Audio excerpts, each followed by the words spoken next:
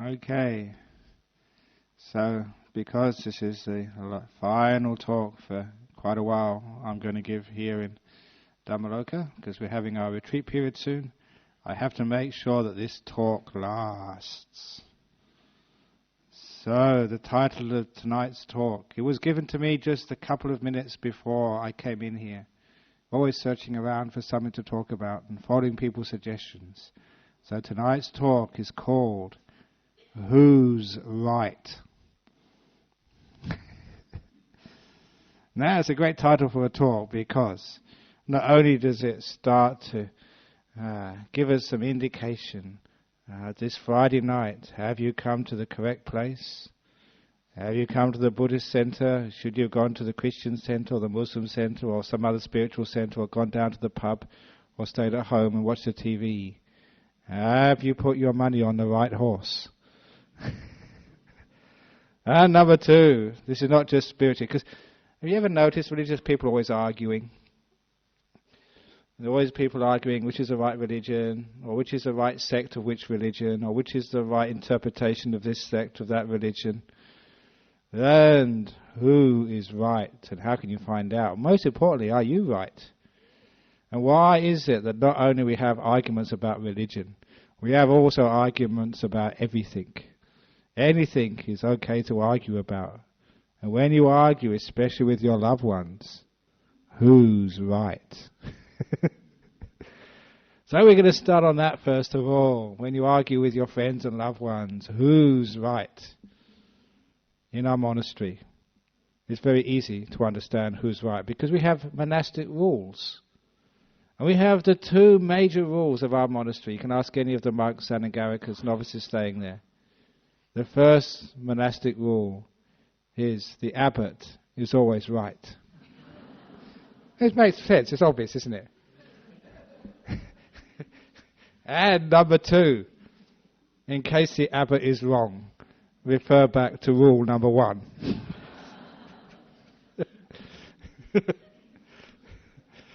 Well, of course, that's only a joke. That's not actually how we work in a monastery. I remember just growing up, there was these two monks arguing once. And the abbot is very famous of the forest monks, one of the forest monks. He couldn't decide, who was right and who was wrong. And so he had this visiting monk, who's going to be coming in November, we think. And he asked, my goodness, I can't decide who's right and who's wrong. They're arguing about it with each other. And this monk, straight away, cut to the chase and said something very profound. He said, if they're arguing, they're both wrong. Chuck them both out. Which he did. If you're arguing, you are both wrong. Isn't that a wonderful sort of way of dealing with things? Because it's the argument itself which is wrong. No matter who's right and who's, whether I'm right in my interpretation, my memories, what I think, what somebody else is thinking. The fact we argue that is something wrong about that. Because one of the great teachings of the Buddha, which again, when you see some of these sayings, they really sort of cut very deeply beyond all theories and ideas. When he said, if it's really truth, if it's like Dhamma, is a Buddhist word for truth, it must lead to peace, harmony, happiness, to liberation, to freedom. And if it leads to the opposite things, he said, it's not my teachings. If it leads to contentions, to arguments, to wars, to lack of peace, to lack of freedom, he said, that's not Buddhism. That's not teachings. That's not truth, he was saying. Isn't it a wonderful description of actually a spiritual path? It should be something which leads to peace, to freedom. I think one of the reasons it does that, because it gets to the heart of what spirituality, what life is all about. Instead of relying on some sort of book, we do have books in Buddhism, but we use those as guidelines. I always remember just a quote of, I think, Voltaire, who said, this was a couple of centuries ago in France, which was very strongly Christian at the time. He said, if God was the author of anything, he was the author of human reason rather than any book. I always thought that if you're saying what truth doesn't lie in books. Truth lies in...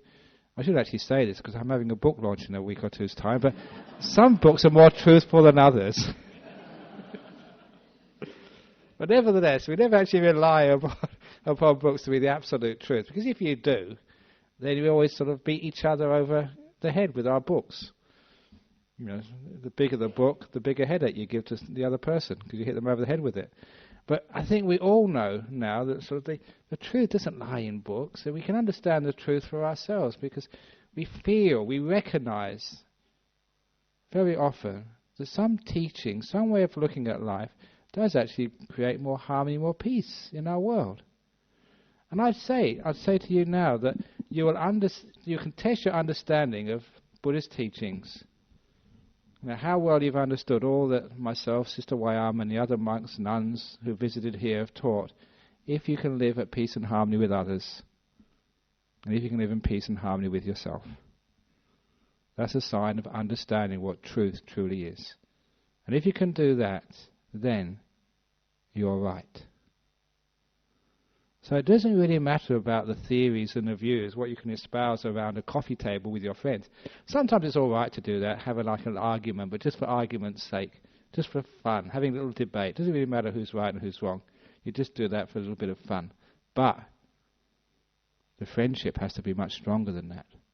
That's why sometimes in our monastery, whoever's the second monk, they may say one thing, and I say the opposite.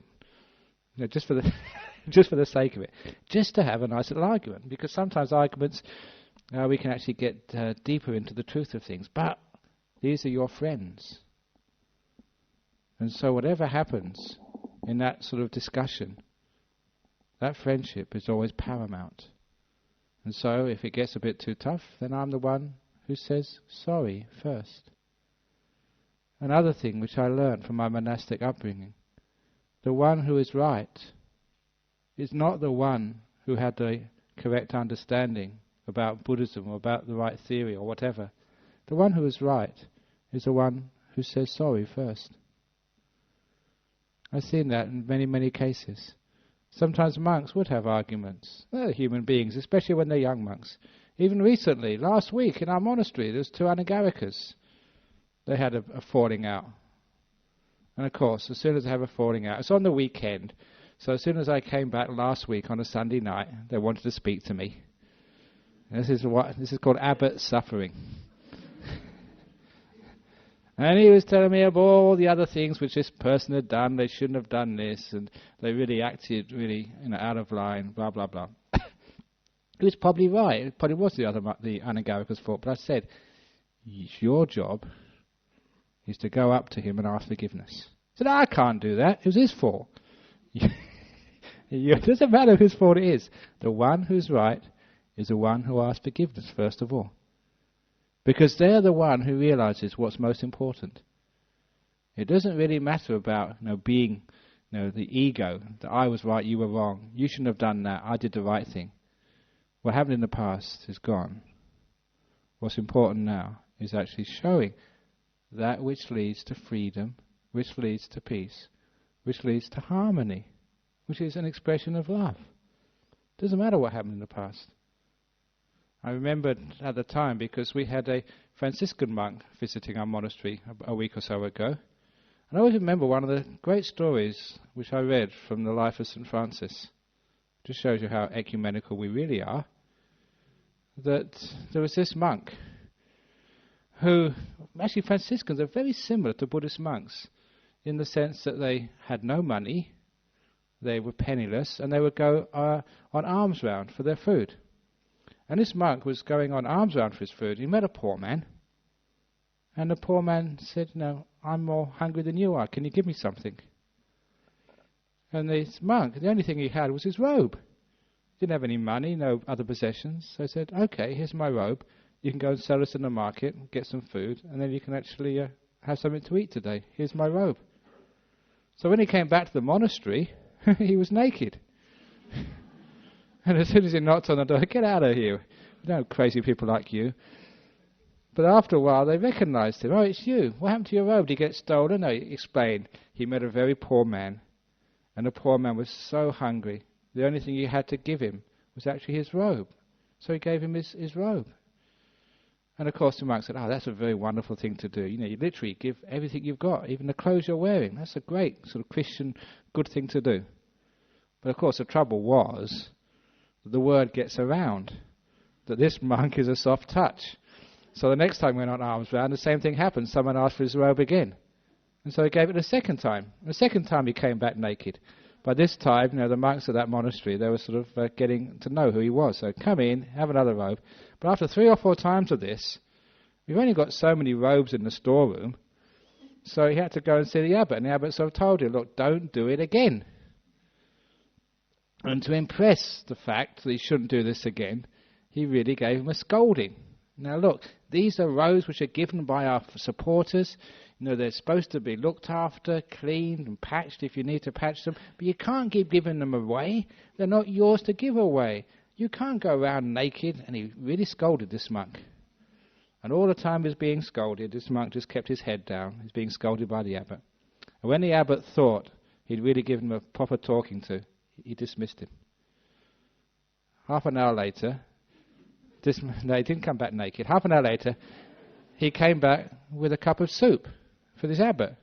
He said, what did you give me a cup of soup for? He said, well, you were speaking so loudly for such a long time, I thought you may have a sore throat, so here, have some soup. And this was not being sarcastic. If you did this in Australia, you probably would be cynical. But this was actually really from the heart. He was never thinking of himself. All he was thinking about was his poor abbot who was talking so much. And so he thought, he didn't mind being scolded. He was just compassionate for somebody else. And so after that, the abbot said, oh, just give away the whole storeroom. You can't do anything with a monk like that. It didn't really matter who was right and who was wrong, sort of in the worldly sense. What was most right was that fellow just was, wanted to be kind and caring to somebody else. It was the love which was right. So if you ever have an argument, you may have some outstanding arguments with your loved ones, with your children, with your parents, with your husband, your wife, your partner, or with your monk, or whatever.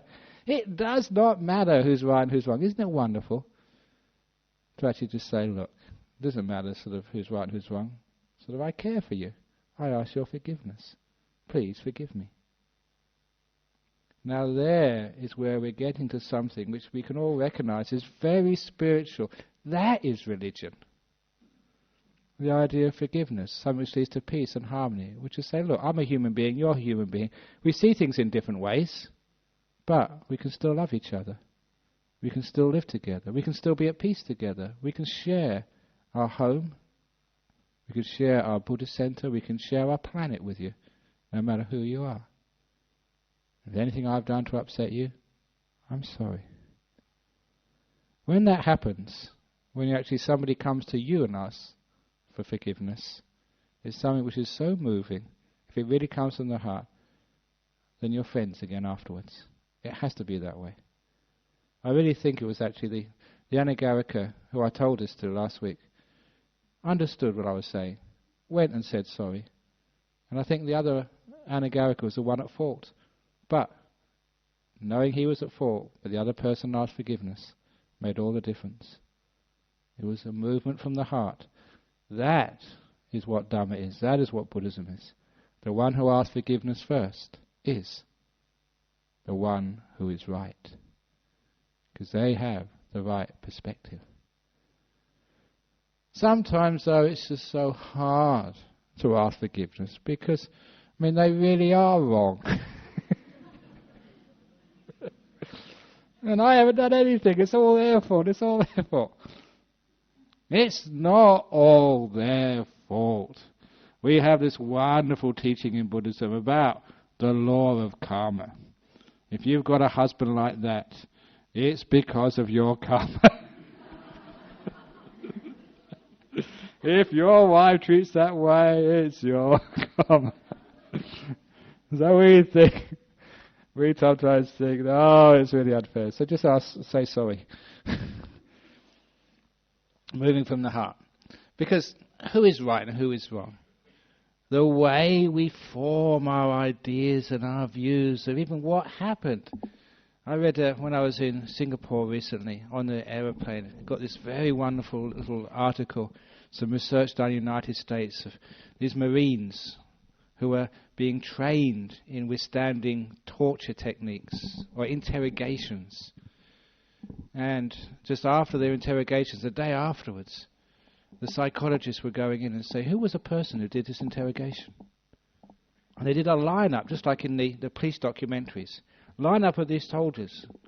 And they'd been interrogated by these senior Marines for about 3 or 4 hours.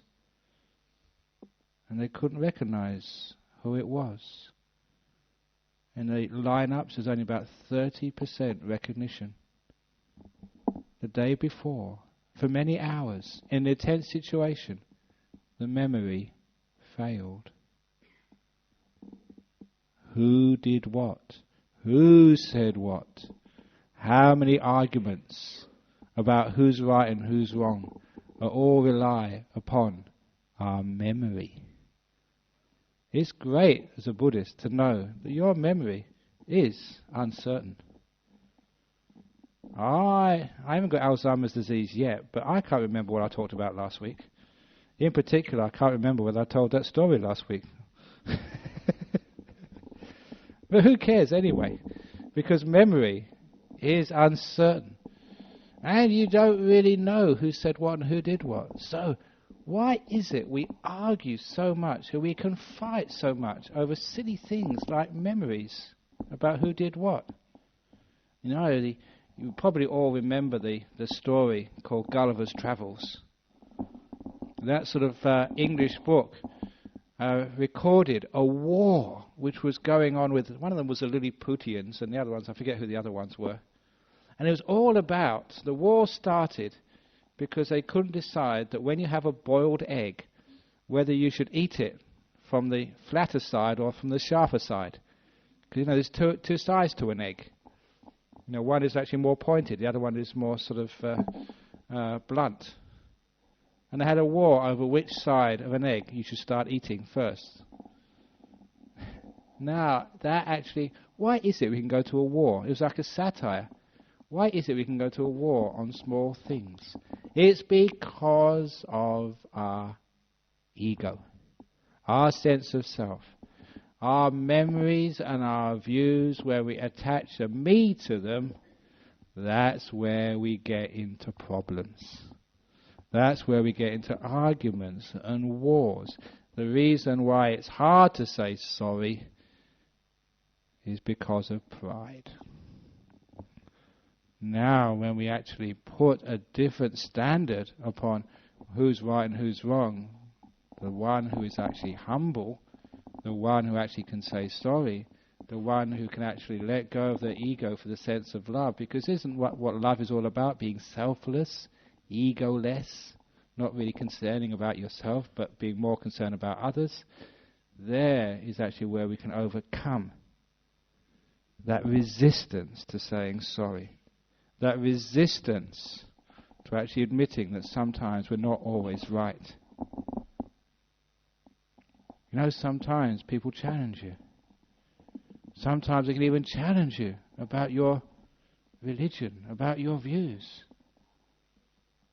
Can you ever say, yes, you're right and I'm wrong? It's something which I've often noticed. I think I mentioned this in my little journal or book about insight. No one can ever think they're wrong. It's impossible. Because if you think you're wrong, you think you're right about that. We always think we're right. The only thing we can say is we think we were wrong. But have you ever noticed that whatever you think, whatever you say, you naturally know that that's right? How many times has that been false? How many times have you made mistakes? In my job, I'd made mistakes so many times. It's been good fun sometimes making mistakes as a monk. I remember because I did a funeral service today. I forgot someone was going to give us a talk. Say something about the person who just died. I was just wrapping up, about to say go, and say, hey, I haven't said anything yet. I remember another occasion, I was doing a funeral for an elderly Sri Lankan man who had died. And during the funeral service, I was saying, and so-and-so, it's such a great shame that you've lost your mother and your grandmother. And she happened to be there at the service saying, I'm not dead yet, it's my husband.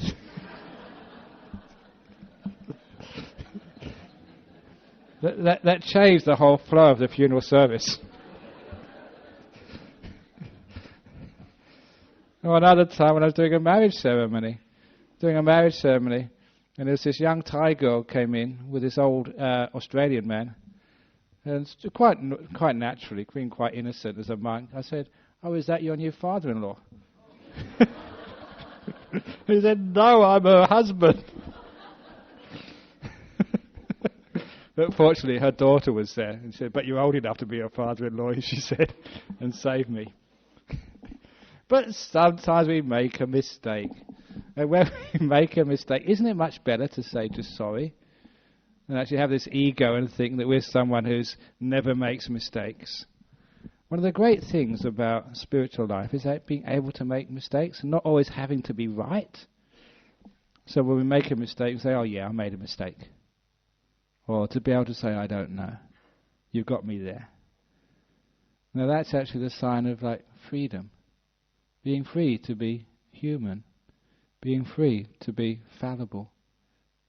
And that takes a lot of abandoning of your ego. Bigger egos never want to be wrong. And because of that, because we never want to be wrong, we actually, because of that power of ego and pride, we actually concoct life to suit ourselves. This is actually the heart of this talk. This is actually the psychology of how we make our views. We want to be right so much that we actually bend our perception, our thoughts, to fit our views. We see what we want to see. We hear what we want to hear. How many times have you been talking to somebody and you ask them afterwards and you think they haven't been listening? They have been listening, but they've only been listening to what they want to hear. You talk to your dog or your cat and all they want to hear is food.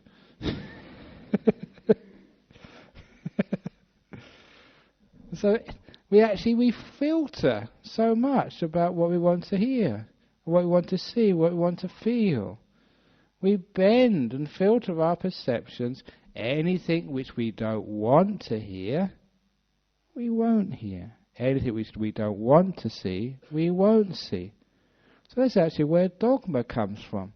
Why there are so many different religions with different ideas? Because too many of us, we only want to hear what we want to hear, what fits our religion, what fits our views. We only want to see, we only want to know what we like to know. That's why I was having an argument with somebody just a little earlier about aliens. Do you believe in aliens? If not, why not? There could be a few in the audience this evening.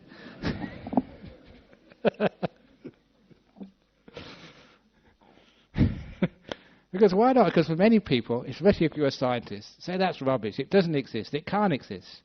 You see, you're in denial. But not just things like that. It's the way we form our views, the way we actually form our opinions. We start off with some sort of worldview, and that actually, from that view, that's how we bend our perceptions. For example, that somebody who is like a romantic, isn't love wonderful? Have you been to a marriage ceremony and seen this wonderful young couple? See their glittering eyes, just full of hope and full of love. Oh, isn't that just so wonderful? I'm trying my best. Please give me support. Because a couple of days ago, talking about making mistakes, there's an old friend I hadn't seen for about 10 years. He was at a ceremony last Wednesday. And I knew that he'd been divorced from his wife, because I remember his wife and his children from a long time ago. And I was trying to be kind to him. I said, yeah, some marriages, there's so much suffering. It's dukkha. That's a Buddhist word for dukkha. You're much better off without your wife, not being married anymore. I didn't realise that he just got remarried earlier. He said, "That's my new wife." She gave me a really dirty look.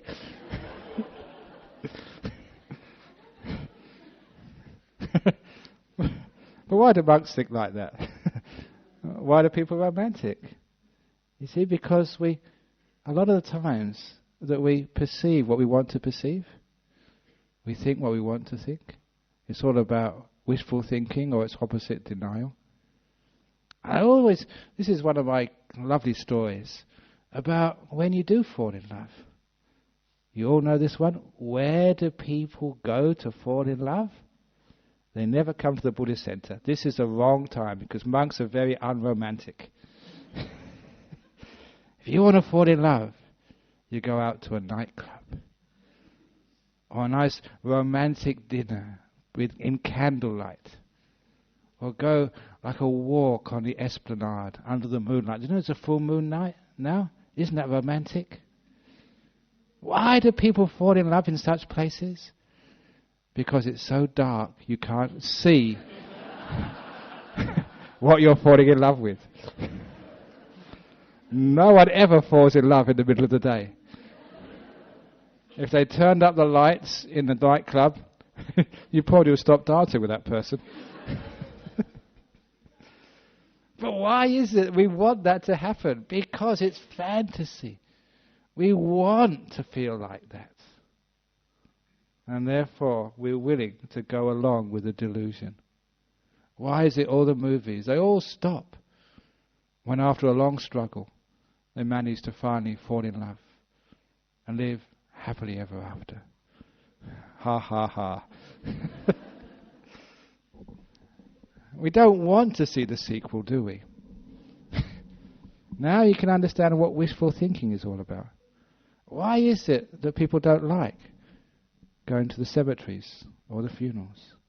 It's wishful thinking. I'm not going to die. We're going to die. They're going to die. I love going to cemeteries. I love going to Buddhist funerals, because that's one less disciple I have to worry about. I like an easy life. I got rid of another one today.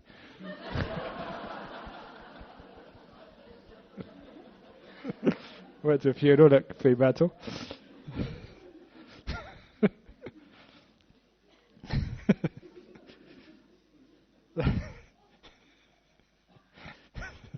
So our views and opinions, where do they all come from? You see, there's a lot of wishful thinking in there. We want to avoid all the pain and suffering. We don't want to get old. We don't want to sort of die. We want to fall in love. We want life to be happy. We want life to be wonderful. Now that's where a lot of views come from. Wishful thinking and denial. So if we have a religion, if I started a religion, that if you meditate, you will live forever. You'll never get old. That if you do this chanting, that you will meet your most wonderful partner in life.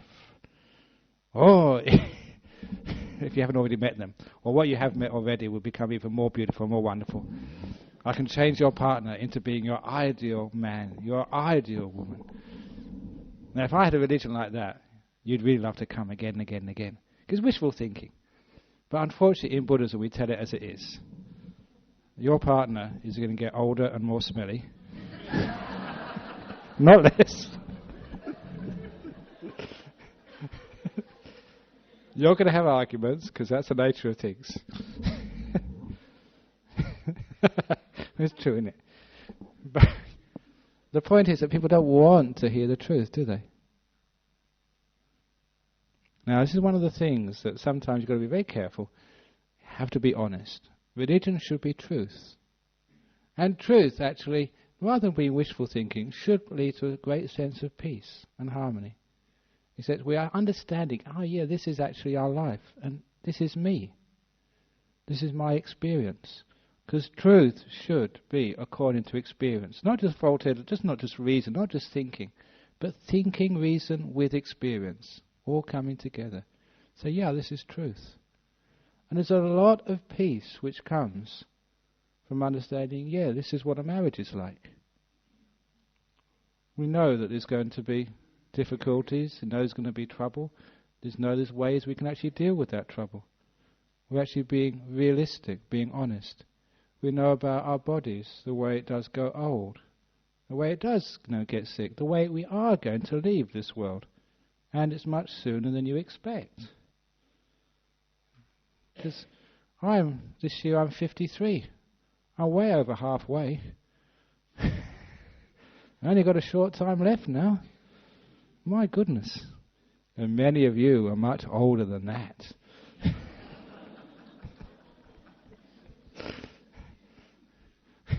So why can't we be honest and upfront about this? And it makes you much more peaceful. It brings you more freedom. There's a friend of mine, or rather a friend of a friend. He was actually this great athlete. He was like a long distance runner and was winning everything. And people were thinking he's going to go up to the international standard, Olympic Games. And then he suddenly started losing. And we asked him why. And he said, I finally realized I didn't have to win anymore. He said, such a lot of torture having to win, having always to come first. When he got rid of that pride, his life was much more peaceful. He never became an Olympian, but he was a much, much more peaceful, relaxed, free human being. How much of our lack of freedom comes from these ideas and views? And where did they come from? Who put them inside of us? It's conditioning. I really feel for like girls growing up. They have to be, just so beautiful.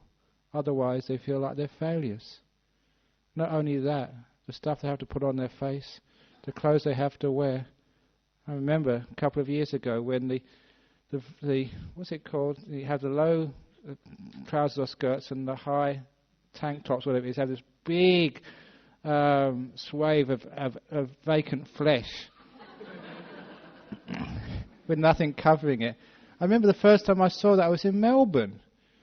And Melbourne's a very, very cold city. And I saw these poor young girls going around just, with just this, it's almost going blue, just this. And I felt, so sorry for you. And why do you have to do that? I had so much compassion. It felt like stopping the car and putting the robe around you to keep them warm. And the men are the same. This is what you have to do. We were joking today because we're doing a lot of work at our monastery, getting it ready for the Range Retreat entry day tomorrow. It's on Sunday. And I always remember the time when Ajahn Jacko was here. We used to have these busy bees at our monastery. And you get all these men coming actually to help, doing some really hard work. We'd always make sure we get some of the Thai girls to come as well. And get them to stand next to the men when they were digging. Because they'd always dig much, much harder when it was a pretty woman standing next door. It's exploitation, we knew that. But one of the things about being a monk, I know psychology, so we know how these things work, so you can make use of them. So you get all this work out of these men because they like to impress the girl. It's their nature. So that's actually how we built our monastery.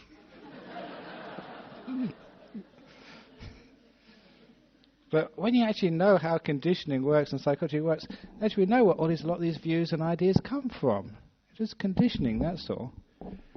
Okay if those conditionings work for your peace, happiness and freedom. But sometimes when the conditioning, when the ideas and the views lead to opposite ways, when they lead to thinking that if you sort of blow somebody else up then you go up to heaven, or when they sort of believe that to convert other people is the highest happiness or whatever, then there's something's going wrong there. A correct view, truth, who's right, has to be someone who creates peace, harmony, freedom in the world. For all of those who go to religious places, never trust anybody who wants more disciples, who want you to join. They must be absolutely crazy.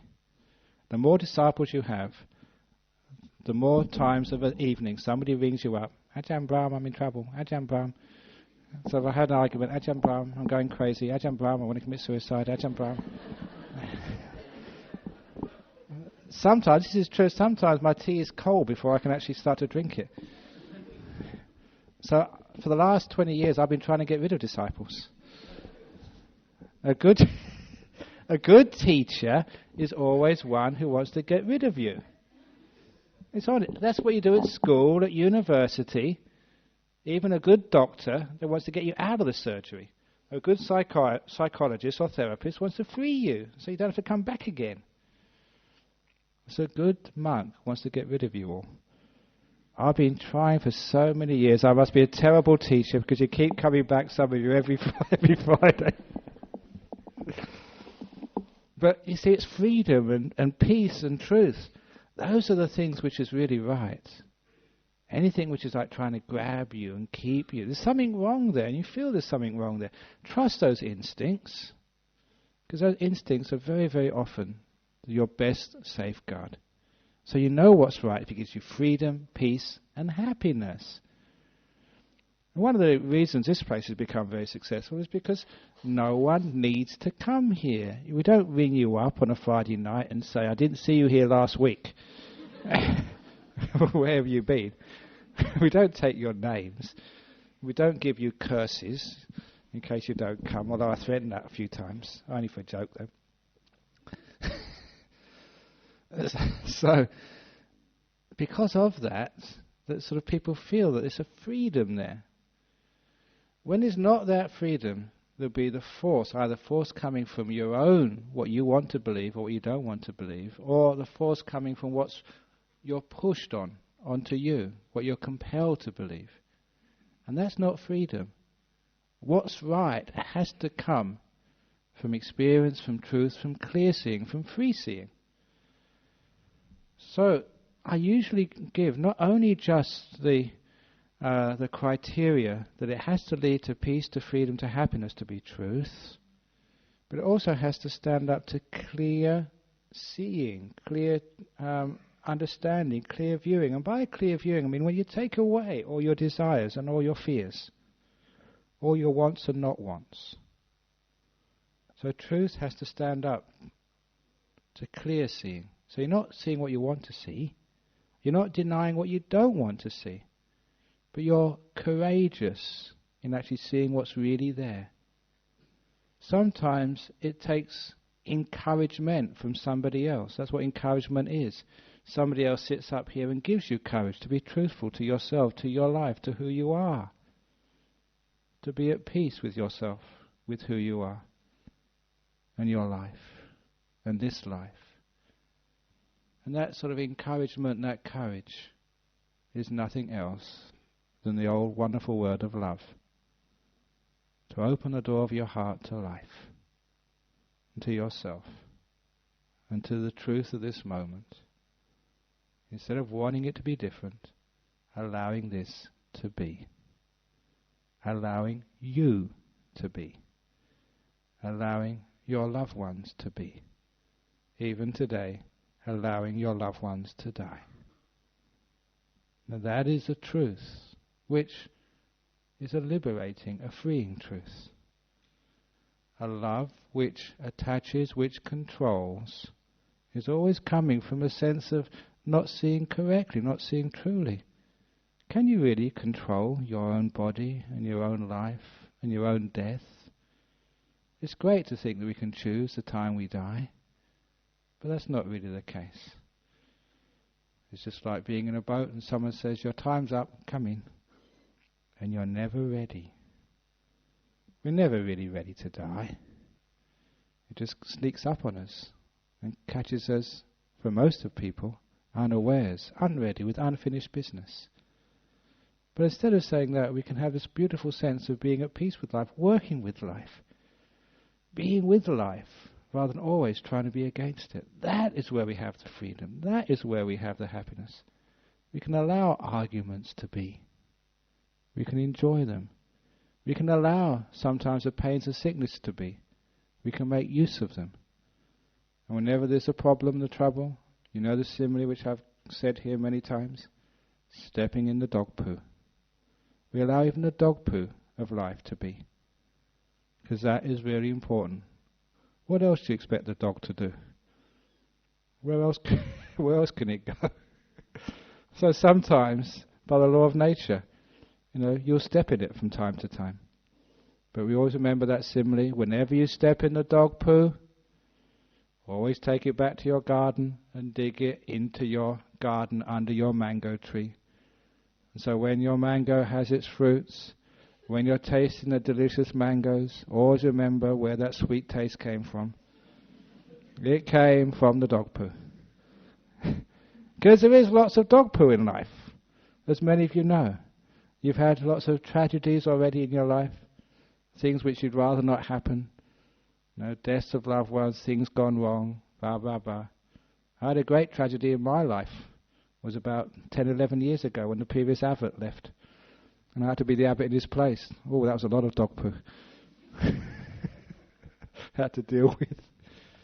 So what we're saying is, doesn't matter what you've got in life. If it's real truth, if you've got it right, who's right is whether you can make use of that, whether you can embrace it, whether instead of actually allowing it to sort of create misery, depression, upset in your life, you can actually make use of it and grow from it. That's why all pain is called growing pain.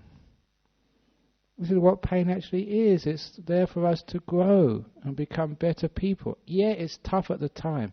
Dog poo smells. But the right view, the correct view, what truth really is something which will say, yeah, dog poo is, pain is, but we can actually make use of it and become better people as a result. At a funeral service, yeah, it's painful to lose someone you've known for so long. But that's growing pain. It will teach you to appreciate the ones you're with even more, when you know that they too one day will go there. People ask me about that very often, the truth of things. In Buddhism, what happens when you die? I usually give the answer, you go to one of two places when you die. Fremantle or Calcutta. It's true. Apparently there's a third place now, Pinaroo. So you've got 3 places to go now when you die. The point is, it's being honest and being truthful. And if you're really honest and truthful, if it really is truth, if it's really right, it creates that peace and harmony and gives you something to work with in life. So when we're actually talking about truth, the right religion or whatever, it's not what's in theories and books, which can't be really used. It's not something which people argue with. That's why when somebody says Buddhism is this and doesn't agree with that, and they create arguments and trouble, then they're missing the point somewhere. One of the sayings of the Buddha is said, I never argue with the world. The world argues with me, he says, but I don't argue back with the world. Very powerful statement said by the Buddha. What does that actually mean? I think I've explained much of what it meant in this talk this evening. How the world can argue with you, but you don't argue with the world. Doesn't matter whose fault it is. You're the one, oh, I'm sorry. I don't want to make your life any worse or harm you. I forgive. I want to be your friend. You say that forgiveness, eventually, to life. Life, I forgive you for taking away my loved one in death. Life, I forgive you for giving me cancer. Life, I forgive you for making me abbot. Because if you don't forgive life, you're arguing about life and arguing with life all the time. Where does that leave you? Can you really argue with life and get angry at life? That's what a lot of people do. That's called grief, guilt, the anger they have to other people, wars. So when we actually can sort of be truthful to life, truthful to ourselves, then you will find it does lead to peace and harmony. Okay, you may be sick. Okay, you may not be so intelligent. You may not be so beautiful as the next person. You may not be so rich. You may not be such a good speaker. You may not be such a good monk. But hang on, that's who you are. So why not you become peace with who you are? Strange thing happens when we become peace with who we are. When we say forgiveness to life, we say, life, the door of my heart's open to you, as you are. We're becoming realistic. With that realism, the peace comes, the freedom comes, and strangely, growth comes. We do become better people with that degree of correct view. Because we don't get so angry, we don't get grieving, we don't get upset, we don't sort of want things which life can never give us. I was being reminded today about a picture which I have of my teacher, Ajahn Chah, in my room at Serpentine. It's one of my favourite pictures of my teacher because he's imitating this image, this statue in a monastery in Thailand with a caption underneath, "Joy at last to know there's no happiness in the world." It's one of those Zen-like sayings, joy at last to know there's no happiness in the world. What it really means, not there's no happiness, but there's no permanent happiness. Sometimes you're having a good day, sometimes it doesn't go so well, sometimes it rains, sometimes it shines, sometimes things go wonderfully well, sometimes everything goes wrong. Welcome to life. Joy at last to be at peace with this. Joy at last to have that view that this is the way of our world. We do have arguments, but we can always say sorry. We can be at peace. We can have that view which accepts life as it is. Understanding that everything has its place. Just like that simile I gave recently about our monastery at Serpentine. I've seen so much growth in that forest over 21 years, but there's still many dead trees. When I first moved there, I wanted to cut down all those dead trees, until I was told, quite correctly, that those dead trees give nests for the birds, and for the possums live in the hollows of those trees. Each one of those dead trees is important for the ecology of a forest. Not only that, but the ants, the white ants, everything in that forest has a purpose. It's very necessary to be there. Even the flies in November are very important. I realized that much of the things which first of all I didn't like, which I wanted to cut down and destroy, I realized how important they all were. Just as in a forest, so you. There's many things in yourself which you maybe want to cut down and destroy because you find them irritating. But with the right view of correctness, you realize that much of that is very important. You may not realize it now, but some of the things which have gone wrong in your life are some of the greatest blessings. Some of the things which you don't like in yourself are part of you. Just like not liking those dead trees. They are important parts of the ecology of you. Now I can accept that forest as it is. Allow it to grow in its own natural way. And it's a beautiful forest now. There are many birds, there are many possums and other animals who live in those trees. In the same way, you can be at peace with yourself. All those things you're trying to get rid of. Why? All those parts of life you say, I'd rather this didn't happen. Why? Can't we change our view to be one which creates more peace, more freedom, more harmony? Harmony with others, harmony with life, and harmony with ourselves.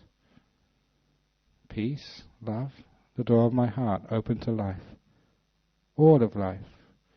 The sicknesses, the pain, and the death. The joy and the arguments. The differences of opinion. Can't we embrace all of that? Then you're right. So that's what we mean by who's right and who's wrong.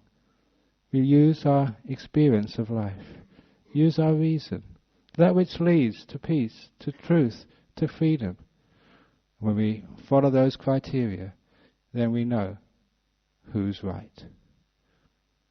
So there is a talk for this evening. Who's right? So any questions or arguments about this evening's talk? Yeah, go on. Okay, if you've got someone like that, it's best to run away.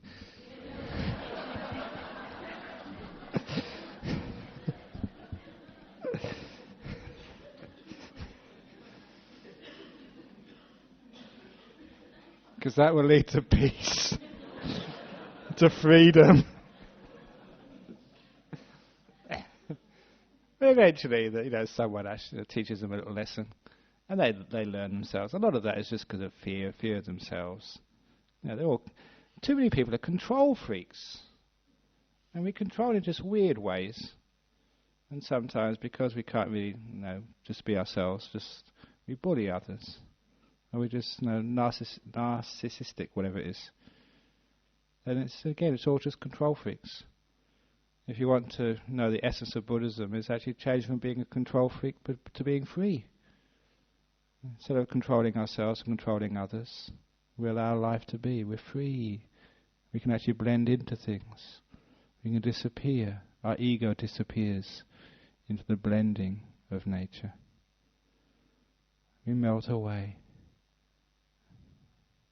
That's a wonderful thing to do. So we don't need to bully anybody. But common sense, you can always run away if they're a bully. Okay, next question. Last time for questions. You have to wait 3 months for the next question. Okay, go on. Are your views the results of your karma? In a sense, yes, because our karma is like our conditioning, and we actually recreate our views from our conditioning. And the thing is that we can, through that understanding the way we condition our views, we can actually decondition them, we can free them, which is a great, wonderful truth that freedom is actually possible. That we can actually overcome, we can let go of that karma, which makes us always think in a certain way or act in a certain way.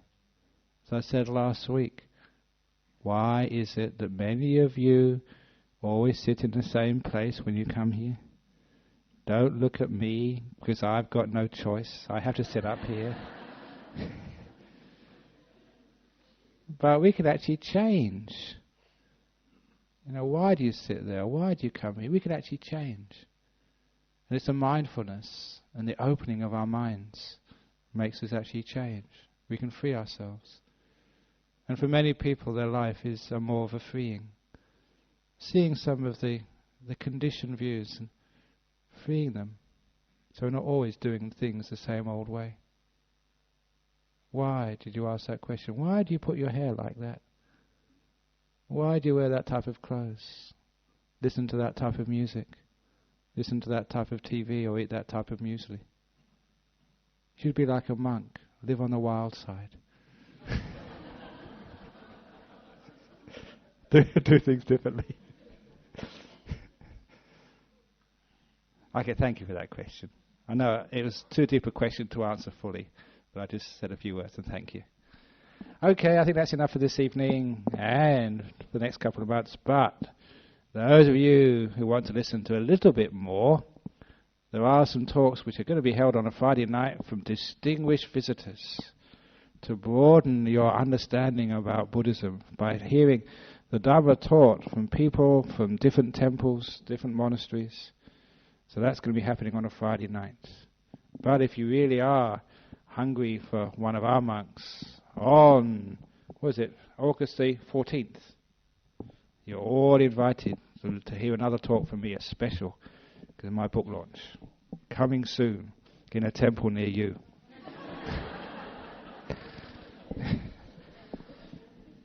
Okay, so do you want to give the rest of the announcements?